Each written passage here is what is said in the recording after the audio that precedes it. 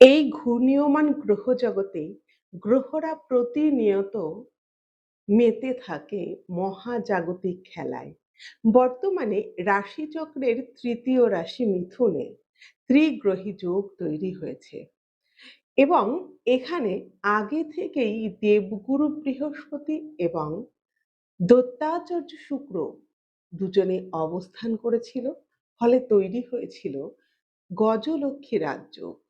বর্তমানে সেখানে চন্দ্রমায় প্রবেশ হয়েছে। এই চন্দ্র যখন প্রবেশ করেছে ফলে যখন বৃহস্পতি চন্দ্রের কানেকশন হয় তখন তৈরি হয় গজকেশরী রাজ্য।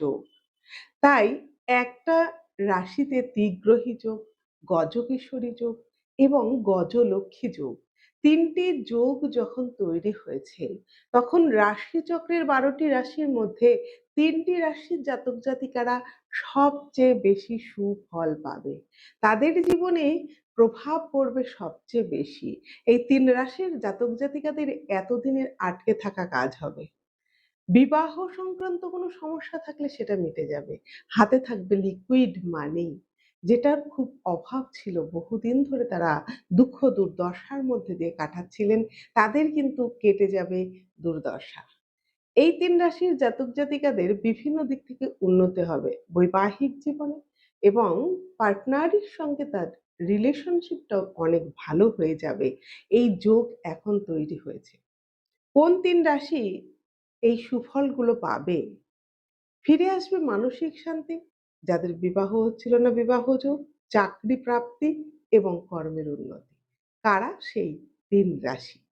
৩ রাশি হচ্ছে মিথুন রাশি, কর্কট রাশি এবং তুলা রাশি। আপনার যদি এই ৩ টি রাশির মধ্যে একটি হয়ে থাকে তাহলে আপনিও কিন্তু এই ৩ যোগের প্রভাব এই আগামী ১ মাসের মধ্যে পাবেন। এই ৩ টি যোগ যখন আপনার উপর প্রভাব ফেলবে, আপনার জীবনে পরিবর্তন আসতে বাধ্য। তবে আপনাকে প্রতিদিন একটি বীজ মন্ত্র পাঠ করলে আরো ভালো উপকার করতে সাহায্য করবে। সেটি কি? বৃহস্পতির বীজ মন্ত্র যদি আপনি প্রতিদিন ১০ বার করে পাঠ করতে পারেন তাহলে কিন্তু এই উপকারটি আপনি আরো ভালো পাবেন। ওম হ্রিং ক্লিং হুম বৃহস্পত্যায় নমঃ। এটা যদি আপনি ১০ বার বলতে পারেন প্রতিদিন, তাহলে কিন্তু আপনার এই উপকারটা আরো ভালো হবে। আপনি যদি এই ৩ রাশির মধ্যে একজন হয়ে থাকেন, কে কোথা থেকে দেখছেন ভিডিওটি জানাবেন। আপনার কি রাশি জানিয়ে যেতে ভুলবেন না। সকলে ভালো থাকুন, সকলের সুস্থতা কামনা করি।